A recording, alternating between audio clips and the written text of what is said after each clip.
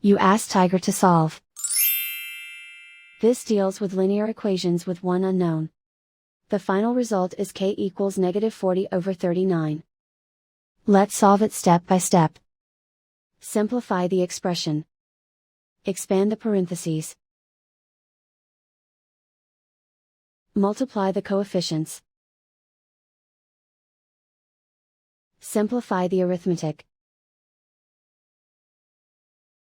Expand the parentheses. Group like terms.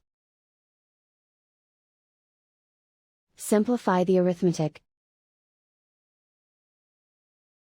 Group all constants on the right side of the equation. Subtract 40 from both sides.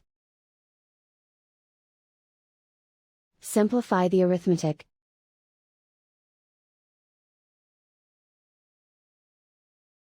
Isolate the k. Divide both sides by 39. Simplify the fraction. And so the final result is k equals -40/39.